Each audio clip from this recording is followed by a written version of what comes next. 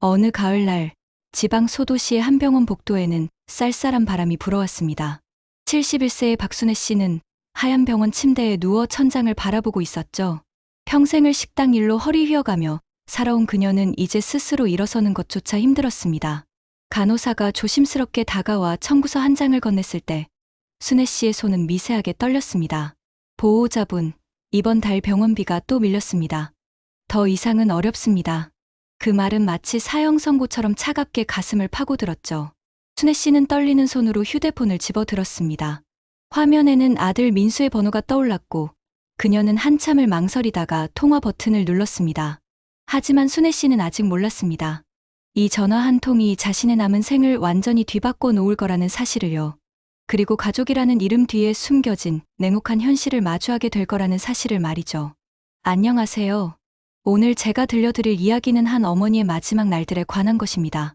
이건 단순한 가족 갈등 이야기가 아닙니다. 우리 사회가 외면하고 싶어하는, 하지만 누구에게나 일어날 수 있는 진짜 현실에 관한 이야기죠. 들으시다 보면 분명 불편하실 겁니다. 화가 나실 수도 있고요. 하지만 이 이야기는 반드시 전해져야 합니다. 왜냐하면 이건 어쩌면 우리 모두의 미래일 수도 있으니까요. 제 이름은 박순애입니다. 올해 71예요. 지금 이 순간 저는 병원 침대에 누워서 제 인생을 돌아보고 있습니다. 아니, 정확히 말하면 제가 믿었던 가족이라는 것의 의미를 다시 생각하고 있다고 해야겠네요. 간호사가 청구서를 건넬 때 제 손이 왜 떨렸는지 아십니까? 돈이 없어서가 아닙니다. 물론 없긴 하지만요. 진짜 이유는 따로 있었어요. 이 청구서를 들고 아들에게 전화를 걸어야 한다는 사실. 그게 저를 무너뜨렸습니다. 45살 아들에게 또다시 손을 벌려야 한다는 것. 그게 제일 무서웠어요. 민수야, 엄마야. 병원비가 좀 밀렸다. 이번 달만 좀 도와줄 수 있겠니? 전화기 너머로 아들의 한숨 소리가 들렸습니다. 길지 않은 침묵 끝에 아들이 말했죠. 알겠어요, 엄마. 선영이랑 상의해 볼게요. 상의해 볼게요. 그 말이 제 가슴에 비수처럼 꽂혔습니다. 언제부터였을까요? 제 아들이 저한테 무언가를 해주기 전에 며느리의 허락을 구해야 하는 사람이 된 게 말이에요. 평생을 등 굽혀가며 일했습니다. 새벽 5시에 일어나 밤 11시에 집에 들어왔죠. 남편은 민수가 10살 때 교통사고로 세상을 떠났고 그 뒤로는 제가 혼자서 아들을 키웠어요. 대학은 못 보냈지만 고등학교는 졸업시켰습니다. 결혼할 때는 제가 모은 돈을 전세금으로 보태줬고요. 엄마, 정말 고맙습니다. 평생 은혜 못 잊을게요. 결혼식 날 아들이 제 손을 잡고 했던 말이에요. 그때 며느리 선영이도 옆에서 웃으며 말했죠. 어머니, 저희가 잘 모실게요. 그런데 이상하게도 아들이 결혼하고 나서부터 모든 게 달라지기 시작했습니다. 처음에는 작은 것들이었어요. 명절에 집에 가면 며느리가 은근히 불편한 표정을 짓는다거나 제가 손주를 안으려고 하면 감기 오물까 봐요 라며 거리를 두는 것들이요. 저는 그냥 며느리가 예민한가 보다 생각했습니다. 젊은 사람들은 다 그런 거라고, 시간이 지나면 나아질 거라고 스스로를 위로했어요. 하지만 제가 아프기 시작하면서 모든 게 수면 위로 떠올랐습니다. 처음 쓰러진 건 작년 겨울이었어요. 식당에서 일하다가 갑자기 어지러워서 그대로 주저앉았죠. 병원에 실려갔고 의사 선생님이 말씀하셨습니다. 당뇨 합병증이 심각합니다. 계속 일하시면 안 됩니다. 그날 밤 아들과 며느리가 병실로 찾아왔어요. 아들은 걱정스러운 얼굴로 제 손을 잡았지만 며느리는 문 앞에서 팔짱을 끼고 서 있었습니다. 퇴원할 때 며느리가 저한테 말했어요. 어머니, 이제 일은 그만하시고 집에서 쉬세요. 병원비는 저희가 부담할게요. 고마운 말이었죠. 정말 고마웠습니다. 그런데 그 말 뒤에 숨은 진짜 의미를 저는 몰랐어요. 병원비는 저희가 부담한다는 말이, 그러니까 우리한테 빚진 거다라는 뜻이었다는 걸요. 한 달이 지나고 2달이 지나면서 병원비는 계속 늘어났습니다. 당뇨 관리에 혈압약, 관절약까지 먹어야 할 약이 한 움큼이었어요. 그때마다 민수는 병원비를 보내왔지만 전화 통화를 할 때마다 그의 목소리는 점점 지쳐갔습니다. 그리고 어느 날부터는 며느리의 목소리가 배경에서 들리기 시작했죠. 또야? 지난달에도 냈잖아. 차갑고 날카로운 목소리였습니다. 오늘 간호사가 청구서를 건넬 때 저는 알았습니다. 이게 마지막이라는 걸요. 아들에게 전화를 걸었지만 제 마음 한구석에서는 이미 알고 있었어요. 이번에도 며느리가 반대할 거라는 걸. 그리고 아들은 또다시 아무 말도 못할 거라는 걸요. 전화를 끊고 나서 저는 창밖을 바라봤습니다. 가을 하늘이 참 높고 파랗더군요. 그런데 그 아름다운 하늘이 제게는 너무나 멀게만 느껴졌습니다. 마치 제가 있어야 할 곳이 이 세상 어디에도 없는 것처럼 말이에요. 아들 민수가 집에 돌아갔을 때 무슨 일이 벌어졌는지 저는 나중에야 알게 됐습니다. 며느리 선영이 남편의 통장을 빼앗았다고 하더군요. 이건 우리 가족 통장이야. 당신 어머니는 당신 가족이지 내 가족 아니야. 그 말을 전해 들었을 때 제 가슴이 얼어붙는 것 같았어요. 우리 가족, 당신 가족. 가족을 이렇게 나누는 사람이 세상에 있다니 믿기지 않았습니다. 다음 날 오후 며느리가 병원에 찾아왔어요. 저는 며느리가 제 걱정을 하러 온 줄 알았습니다. 얼마나 순진했던 걸까요? 며느리는 병실 문도 제대로 열지 않고 문틈 사이로 돈 봉투 하나를 던졌어요. 진짜로 던졌다는 표현이 맞습니다. 복도에 환자들과 보호자들이 지나다니는데 말이죠. 이번 달까지만 드릴게요, 어머니. 앞으로는 요양원으로 가세요. 며느리의 목소리는 차갑고 단호했습니다. 마치 업무를 처리하는 것 같았어요. 주변 사람들이 저희를 쳐다봤습니다. 옆 병상 환자분이 안쓰러운 눈으로 저를 바라봤어요. 그 순간 제가 느낀 감정이 뭔지 아십니까? 화도 화였지만 그보다 더 큰 건 수치심이었습니다. 모욕감이었어요. 너가 그렇게 말할 줄은 몰랐다. 제 목소리는 떨렸습니다. 저도 제 인생 있어요, 어머니. 며느리가 대답했죠. 제 인생. 그래요. 며느리도 자기 인생이 있겠죠. 하지만 저도 제 인생이 있었어요. 그리고 그 인생의 대부분을 제 아들을 위해 살았는데 그게 이제 와서 이렇게 되돌아올 줄은 몰랐습니다. 며느리가 나간 뒤 저는 돈 봉투를 집어들었어요. 50만 원이 들어 있었습니다. 병원비는 120만 원인데 말이죠. 저는 그 돈 봉투를 침대 옆 서랍에 넣었습니다. 쓰고 싶지 않았어요. 그렇게 받은 돈으로 제 병을 치료하고 싶지 않았습니다. 하지만 현실은 냉정했어요. 저는 그 돈이 필요했고 결국 병원비 계산대에 그 돈을 냈습니다. 그날 밤 저는 잠을 이룰 수가 없었어요. 평생을 살면서 이런 굴욕을 당해본 적이 없었습니다. 가난했지만 당당하게 살았어요. 남한테 손 벌리지 않고 제 힘으로 살았죠. 아들 하나 키우면서 누구한테 빌붙지 않았습니다. 그런 제가 이제 와서 며느리한테 이런 취급을 받아야 한다니. 아들은 뭘 하고 있는 걸까요? 왜 아무 말도 못하는 걸까요? 며칠 뒤 민수가 혼자 병원에 왔습니다. 며느리 몰래 온 거였어요. 엄마, 미안해요. 제가 무능해서 이렇게 됐어요. 아들이 제 손을 잡고 울었습니다. 45살 어른이 어머니 앞에서 우는 모습을 보니 제 가슴이 찢어지는 것 같았어요. 민수야, 괜찮다. 엄마가 알아서 할게. 저는 아들을 위로했습니다. 하지만 제 마음속에서는 무언가가 부서지고 있었어요. 사실 그때 저는 결정을 내린 상태였습니다. 더 이상 아들한테 짐이 되지 않겠다고요. 병원에서 나가겠다고 결심했어요. 그게 아들을 위한 길이라고 생각했습니다. 제가 없으면 아들이 며느리랑 편하게 살 수 있을 거라고요. 그렇게 생각하니까 마음이 조금 편해졌어요. 아니, 편해진 게 아니라 체념한 거였죠. 병원비가 또 밀리기 시작했습니다. 며느리가 준 50만 원은 일주일도 못 갔어요. 약값, 검사비, 주사비까지 합치면 매일매일이 돈이었습니다. 간호사들이 저를 보는 눈빛이 달라졌어요. 처음에는 동정의 눈빛이었는데 점점 귀찮다는 표정으로 바뀌어갔죠. 보호자분한테 연락 좀 해주세요. 그 말을 들을 때마다 저는 작아졌습니다. 어느 날 밤, 같은 병실을 쓰는 환자분이 저한테 말했어요. 할머니, 아드님이 효자시네요. 자주 오시잖아요. 저는 웃으며 대답했습니다. 네, 착한 아이예요. 하지만 제 웃음은 쓸쓸했어요. 아들이 착해서 뭐합니까? 아들이 착하면 뭐해요? 세상은 착한 사람이 이기는 곳이 아닌데 말이에요. 그날 밤 저는 창밖을 보며 생각했습니다. 내가 이렇게 늙어서 쓸모없는 사람이 될 줄 몰랐다. 쓸모. 그래요. 저는 이제 쓸모없는 존재가 된 겁니다. 가족한테조차 짐이 되는 존재요. 며칠 뒤 병원 측에서 최종 통보가 왔습니다. 이번 주 안으로 밀린 병원비를 정리하지 않으시면 퇴원 조치하겠습니다. 저는 고개를 끄덕였어요. 알겠습니다. 더 이상 버틸 힘이 없었습니다. 퇴원하는 날은 비가 내렸습니다. 가을비였어요. 차갑고 매서운 빗줄기가 창문을 때렸죠. 간호사가 휠체어를 가져왔고 저는 그 위에 앉았습니다. 병원 로비로 나가는 동안 제 마음은 텅 비어 있었어요. 아들한테 연락하지 않았습니다. 민수가 알면 또 며느리랑 싸울 테니까요. 그냥 조용히 나가고 싶었어요. 병원 입구에 섰을 때 저는 깨달았습니다. 갈 곳이 없다는 거요. 아들 집에 갈 수도 없고 제가 살던 원룸은 이미 정리한 지 오래됐어요. 비를 맞으며 서 있는데 제 팔에는 아직 링거 자국이 선명했습니다. 바늘을 뽑은 지 1시간도 안 됐거든요.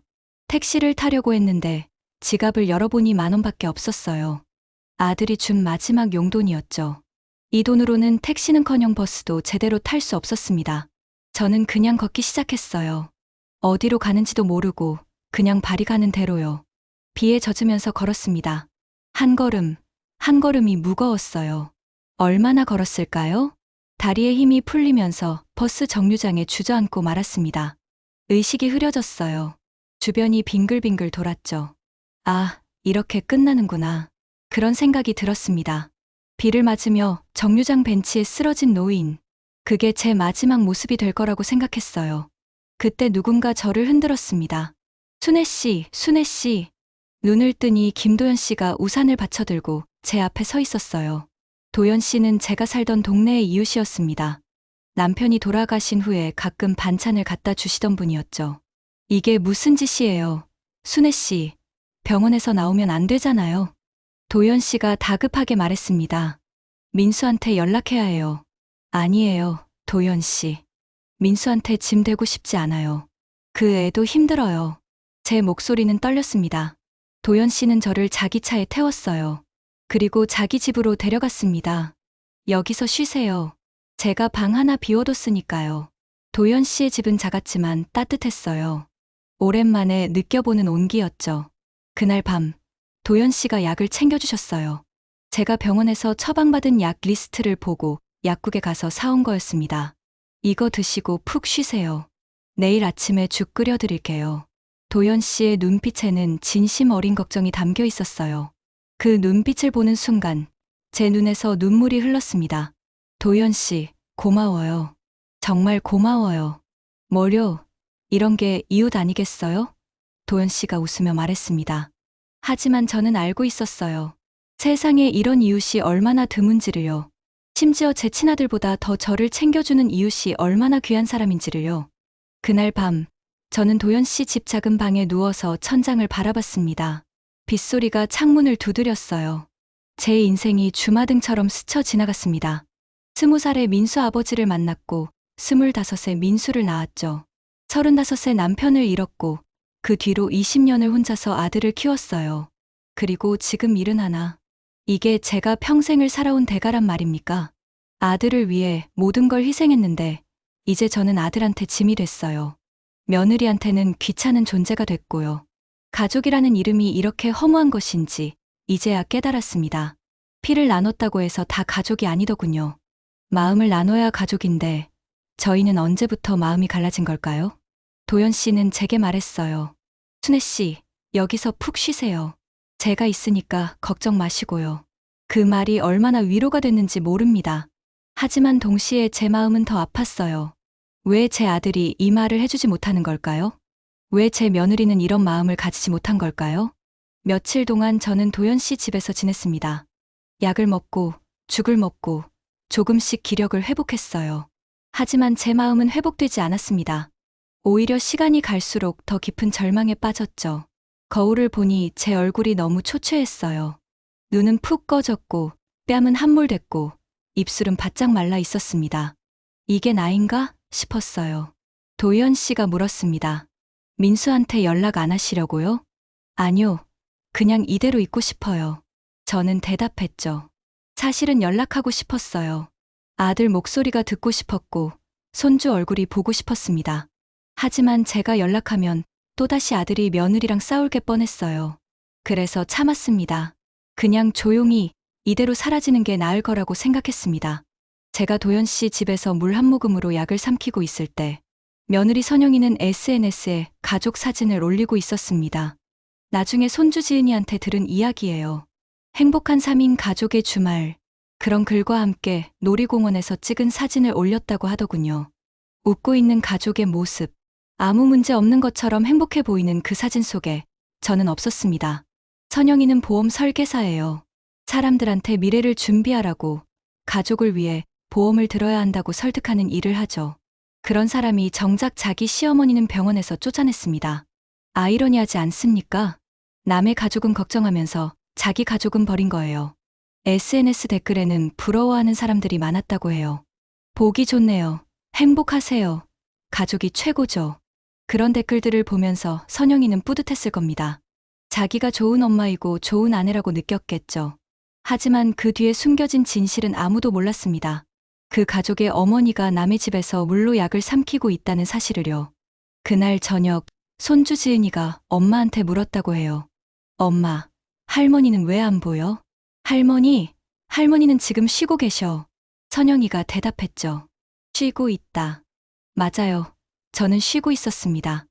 영원히 쉬고 싶을 만큼 지쳐 있었으니까요. 며칠 뒤, 지은이가 우연히 학교 친구한테서 소문을 들었답니다. 지은아, 너희 할머니 병원비 못 내서 쫓겨났다며. 아이들 사이에 소문이 돈 거예요. 지은이는 그 말을 듣고 집에 와서 울었다고 합니다. 엄마, 할머니가 어디 있어? 왜 할머니를 혼자 두는 거야? 선영이는 화를 냈어요. 그런 건 어른 일이야. 너가 알 바 아니야. 하지만 지은이는 물러서지 않았습니다. 나도 할머니 가족인데 왜 나는 할머니를 못 만나? 13살 아이가 울면서 따진 거예요. 그 이야기를 나중에 들었을 때 제 가슴이 미어졌습니다. 제 손주가 그렇게 저를 찾았다니, 그 어린 것이 제 편을 들어줬다니요. 지은이는 그날 밤 몰래 아빠한테 말했다고 해요. 아빠, 할머니 보고 싶어. 할머니는 어디 있어? 민수는 대답을 못했답니다. 자기도 제가 어디 있는지 몰랐으니까요. 그제야 민수가 제게 전화를 걸었어요. 하지만 저는 전화를 받지 않았습니다. 받을 수가 없었어요. 도연 씨가 말했습니다. 민수한테 연락하세요. 그 친구도 걱정하고 있을 거예요. 아니요, 괜찮아요. 연락하면 또 문제만 생겨요. 저는 고개를 저었죠. 사실 제 자존심이 허락하지 않았어요. 병원에서 쫓겨나 남의 집에 신세 지는 제 모습을 아들이 보게 할 수 없었습니다. 그 무렵 제 몸 상태는 점점 나빠지고 있었어요. 약을 먹어도 효과가 없었습니다. 병원 치료를 제대로 받지 못하니까 당뇨가 악화됐죠. 발이 저리고 눈이 침침하고 숨쉬기가 힘들었어요. 밤에는 잠을 이룰 수가 없었습니다. 누우면 가슴이 답답해서 계속 기침이 나왔거든요. 도연 씨는 밤마다 제 방문 앞에서 지켰어요. 제가 혹시 쓰러질까봐 걱정돼서요. 도연 씨, 왜 이렇게까지 해주세요? 제가 물었습니다. 순애 씨, 제 딸도 순애 씨 나이쯤 됐을 거예요. 캐나다에 살고 있는데 연락이 끊겼어요. 순애 씨를 보면 제 딸 생각이 나요. 도연 씨의 눈에 눈물이 고였습니다. 우리는 둘 다 비슷한 처지였어요. 가족한테 버림받은 노인들. 하지만 도연 씨는 저보다 강했습니다. 순애 씨, 우리 이렇게 서로 의지하며 살아요. 가족이 뭐 대수예요? 마음이 통하면 그게 가족이죠. 그 말이 위로가 됐지만 동시에 더 슬펐어요. 진짜 가족보다 남이 더 가족 같다는 게 얼마나 슬픈 일입니까? 그러던 어느 날 SNS에서 선영이의 또 다른 게시물이 화제가 됐다고 해요. 이번에는 효도 관련 글이었답니다. 부모님 건강이 최우선이죠. 보험으로 미리 준비하세요. 선영이 자기 일 홍보하면서 쓴 글이에요. 그 글 밑에 누군가 댓글을 달았답니다. 본인 시어머니는 병원비 못 내서 쫓겨났다던데요. 그 댓글은 금방 삭제됐지만 캡처한 사람들이 있었어요. 소문은 빠르게 퍼졌습니다. 선영이가 일하는 보험사 동료들 사이에서도 소문이 돌기 시작했어요. 선영 씨 시어머니 얘기 들었어. 선영이는 발뺌했습니다. 오해예요. 어머니는 지금 요양 중이세요. 거짓말이었죠. 저는 요양도 아니고 남의 집에서 몸져 누워 있었으니까요. 제 몸은 하루가 다르게 쇠약해졌습니다. 도연 씨가 아무리 챙겨줘도 한계가 있었어요. 전문적인 치료가 필요했지만 저는 병원에 가기를 거부했습니다. 병원비를 낼 수 없었고 또다시 아들한테 손을 벌리고 싶지 않았으니까요. 어느 새벽 저는 극심한 통증으로 잠에서 깼어요. 가슴이 찢어지는 것 같았습니다. 숨을 쉴 수가 없었어요. 도연 씨를 깨우려고 했지만 목소리가 나오지 않았죠. 그냥 바닥에 쓰러졌습니다. 도연 씨가 아침에 제 방문을 열었을 때 저는 의식이 희미한 상태였어요. 순애 씨, 정신 차리세요. 도연 씨가 즉시 119에 전화를 걸었습니다. 구급차가 왔고 저는 응급실로 실려갔어요. 그제야 도연 씨가 민수한테 연락했습니다. 네, 어머니 상태가 심각하다. 어서 와라. 민수와 선영이가 병원으로 달려왔어요. 하지만 저는 이미 제대로 말을 할 수 없는 상태였습니다. 눈은 떴지만 입은 움직이지 않았죠. 의사 선생님이 말했습니다. 많이 늦으셨습니다. 이렇게까지 방치하시면 안 되죠. 방치. 그 단어가 민수의 가슴을 찔렀을 거예요. 선영이는 아무 말도 하지 않았습니다. 그냥 병실 문 밖에 서 있었어요. 민수가 제 손을 잡고 울었습니다. 엄마, 미안해요. 제가 잘못했어요. 저는 대답하고 싶었지만 목소리가 나오지 않았어요. 그때 제 손에 쥐어져 있던 봉투를 간호사가 발견했습니다. 보호자분, 이게 뭐예요? 민수가 봉투를 받아들었어요. 봉투에는 민수에게 내가 떠나면 이 편지를 꼭 읽어라라고 써 있었습니다. 그 편지는 제가 도연 씨 집에서 쓴 거예요. 제 상태가 좋지 않다는 걸 알았고 언젠가는 떠날 거라는 걸 알았습니다. 그래서 제가 살아온 이야기를, 제가 느꼈던 감정을, 그리고 제 마지막 바람을 편지에 담았어요. 민수는 봉투를 열어보려 했지만 의사가 말했습니다. 지금은 환자분께 집중하세요. 민수는 봉투를 주머니에 넣고 제 곁을 지켰습니다. 며칠 동안 저는 의식이 오락가락했어요. 깨어있을 때는 천장을 바라봤고 잠들 때는 꿈을 꿨습니다. 꿈속에서 저는 젊었어요. 민수가 5살쯤 됐을 때였죠. 민수가 제 손을 잡고 엄마, 사랑해라고 말했습니다. 그 목소리가 너무나 선명해서 눈을 떴어요. 하지만 제 앞에는 45살이 된 민수가 있었습니다. 늙어버린 제 아들이요. 저는 손가락을 조금 움직였어요. 민수가 제 손을 잡았습니다. 엄마, 괜찮아요? 물 드릴까요? 저는 고개를 저었습니다. 물이 필요한 게 아니었어요. 저는 그냥 아들의 얼굴을 보고 싶었습니다. 제 아들이 행복했으면 좋겠다고 생각했어요. 선영이가 병실 밖에서 전화 통화를 하는 게 들렸어요. 네, 어머니 상태가 안 좋으세요. 아마 오래 못 가실 것 같아요. 차갑고 사무적인 목소리였습니다. 누구한테 전화하는 건지 모르겠지만 그 말투에는 슬픔이 전혀 없었어요. 도연 씨도 병원에 왔습니다. 순애 씨, 정신 차리세요. 아직 가시면 안 돼요. 도연 씨의 목소리에는 진심이 담겨 있었어요. 저는 도연 씨를 보며 미소 지으려 했습니다. 고맙다고 말하고 싶었어요. 마지막까지 저를 챙겨준 거에 대해서요. 의사가 민수를 불러 상담했습니다. 환자분 상태가 많이 악화됐습니다. 이제 시간 문제입니다. 민수는 그 말을 듣고 무너졌어요. 복도에서 주저앉아 울었습니다.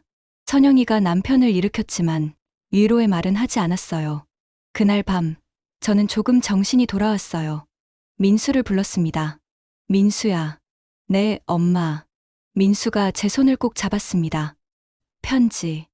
읽어. 저는 그 말만 간신히 했어요. 편지요? 아, 그 봉투요. 알겠어요, 엄마. 민수가 대답했습니다. 저는 마지막으로 민수의 얼굴을 봤어요. 제 아들. 제가 평생을 바쳐 키운 아들. 그 아들이 이제 눈물을 흘리고 있었습니다. 저는 생각했어요. 내가 너무 오래 산 건가? 아니면 너무 일찍 떠나는 건가? 하지만 답은 없었습니다. 그리고 며칠 뒤, 저는 눈을 감았습니다. 영원히요. 제 장례식은 조용했습니다. 화려하지도 않았고, 사람이 많지도 않았어요. 민수가 장례를 치렀고, 도연 씨와 몇몇 옛 동네 사람들이 조문을 왔습니다. 선영이는 상주 자리에 앉아 있었지만, 그녀의 얼굴에는 슬픔보다는 피곤함이 역력했어요. 조문객들이 와서 인사를 했습니다. 고인의 명복을 빕니다. 많이 힘드시죠? 형식적인 말들이었죠. 민수는 고개를 숙이고 절을 받았습니다. 하지만 그의 눈은 텅 비어 있었어요. 마치 영혼이 빠져나간 것 같았습니다. 선영이는 조문객들한테 말했어요. 우리 어머니 평생 고생 많으셨죠. 마지막까지 자식 걱정만 하시다 가셨어요. 듣기 좋은 말이었습니다. 하지만 거짓말이었어요. 제가 마지막까지 걱정한 건 자식이 아니라 제 자신이었습니다. 제가 이렇게 비참하게 떠나야 하는지에 대한 걱정이었죠. 도연 씨가 선영이한테 조용히 말했습니다. 그 말, 어머니가 들으셨으면 좋았을 텐데요. 선영이는 도연 씨를 쳐다봤어요. 무슨 말씀이세요? 아니에요. 그냥 어머니가 살아계실 때 그런 마음을 보여주셨으면 좋았을 거란 생각이 들어서요. 도연 씨의 목소리는 차가웠습니다. 선영이는 아무 대꾸도 하지 않았어요. 그냥 다른 조문객한테 인사를 했죠. 하지만 그녀의 얼굴은 굳어 있었습니다. 도연 씨의 말이 뼈아프게 박혔을 거예요. 장례식 이틀째 되는 날, 도연 씨가 민수를 따로 불렀습니다. 민수야, 내 어머니가 마지막으로 부탁하신 게 있다. 도연 씨는 봉투 하나를 꺼냈어요. 이건 어머니가 직접 쓰신 거야. 장례가 끝나면 꼭 읽어보라고 하셨어. 민수는 봉투를 받아 들었습니다. 손이 떨렸어요. 봉투 겉면에는 제 손글씨로 민수에게라고 써 있었습니다. 민수는 그 글씨를 보자 울음을 터뜨렸습니다. 엄마. 도연 씨가 민수의 어깨를 토닥였어요. 장례식이 끝나고 발인을 했습니다. 재관이 연구차에 실렸어요. 민수와 선영이, 그리고 지은이가 뒤를 따랐습니다. 지은이는 계속 울었어요. 할머니, 할머니. 13살 아이가 할머니를 잃은 슬픔을 감당하기엔 너무 어렸습니다. 화장장으로 가는 길은 멀고도 가까웠어요.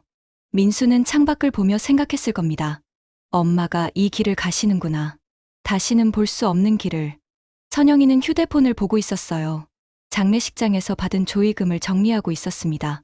화장이 끝나고 유골을 수습했습니다. 민수가 제 유골함을 안았어요. 엄마, 이제 편히 쉬세요. 그 말을 하면서 민수는 다시 울었습니다. 평생 강한 척했던 남자가 어머니 앞에서만큼은 아이처럼 울었어요.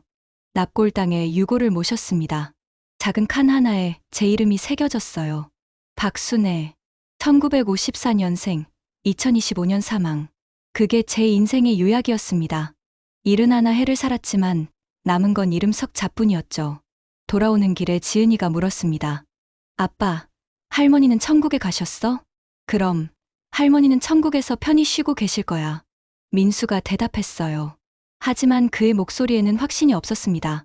천국이 정말 있을까요? 저처럼 힘들게 살다 간 사람도 천국에 갈 수 있을까요? 집에 돌아온 민수는 방에 들어가 봉투를 꺼냈습니다. 제가 쓴 편지가 들어있는 봉투요. 그는 한참을 망설이다가 봉투를 열었어요. 그 안에는 편지와 함께 통장 사본이 들어 있었습니다. 민수는 떨리는 손으로 편지를 펼쳤습니다. 제 손글씨가 가득한 편지였어요. 삐뚤삐뚤하지만 정성껏 쓴 글씨였죠. 민수야, 이 편지를 읽고 있다면 엄마는 이미 떠나고 없을 거다.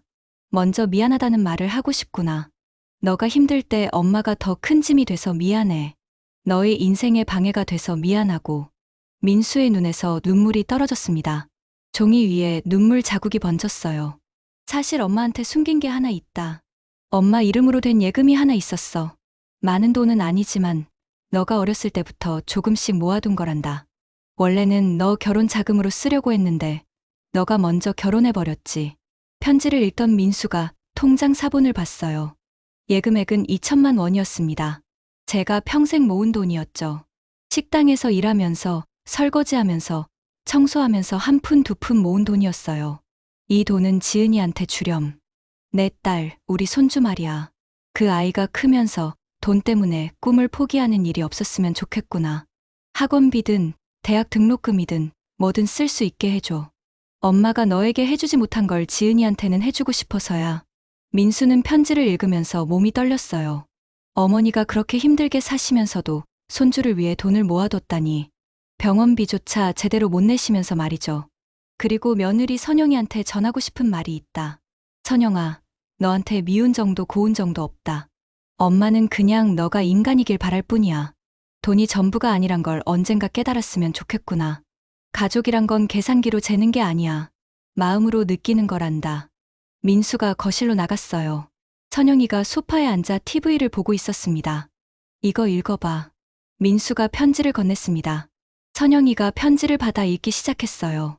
민수야, 엄마는 내가 행복했으면 좋겠다. 엄마 때문에 힘들었을 텐데 그래도 엄마를 버리지 않아줘서 고맙구나.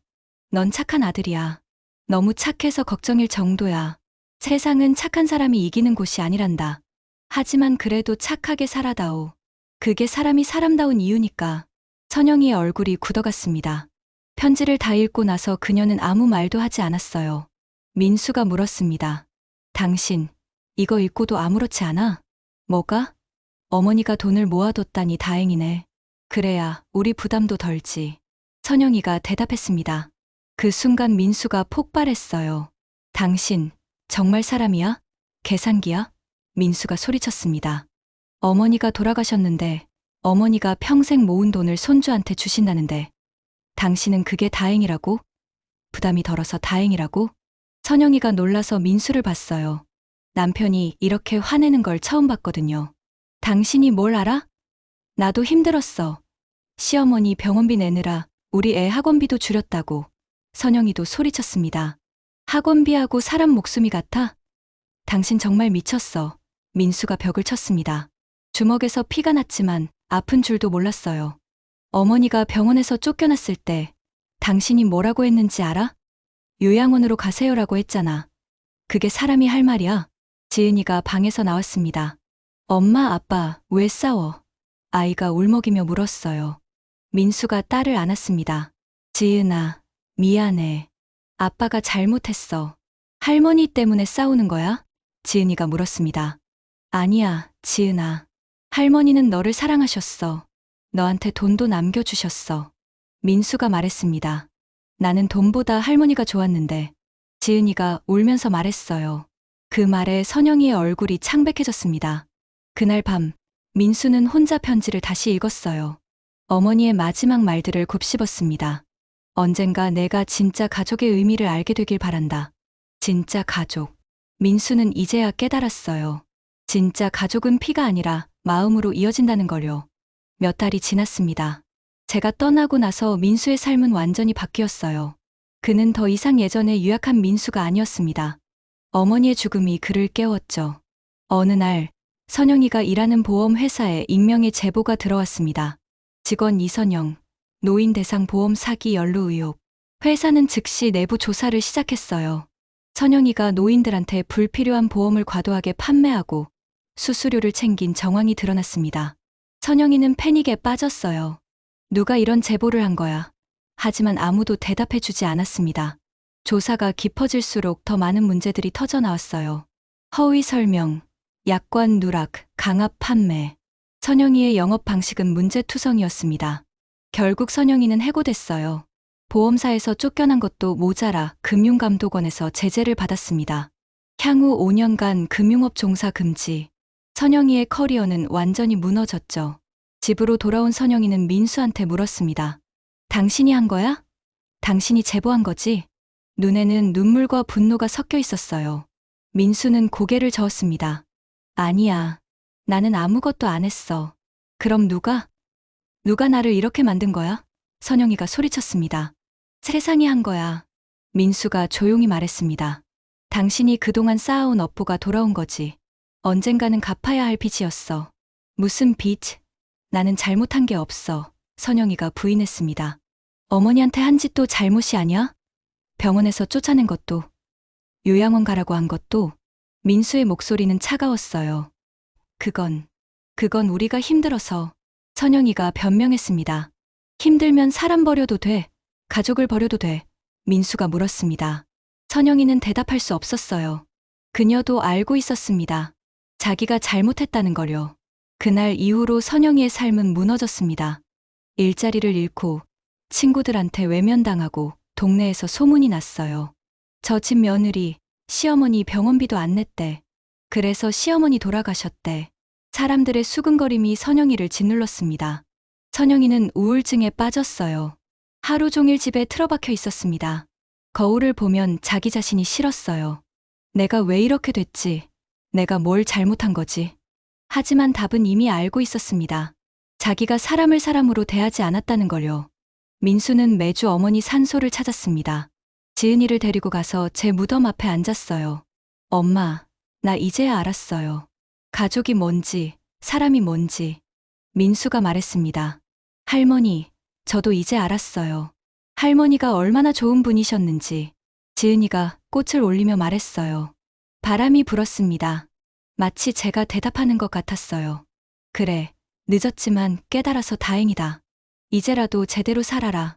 민수는 고개를 숙이고 울었습니다. 지은이가 아빠의 등을 쓰다듬었어요. 선영이도 결국 무덤을 찾아왔습니다. 민수와 지은이가 떠난 후였어요. 그녀는 제 묘비 앞에 무릎을 꿇었습니다.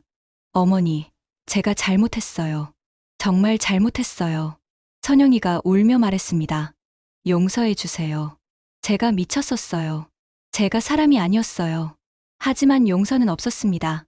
저는 이미 세상에 없었고 선영이의 사과를 들을 수도 없었어요. 선영이는 한참을 울다가 일어났습니다. 돌아서는 그녀의 뒷모습은 너무나 쓸쓸했어요. 세월이 흘렀습니다.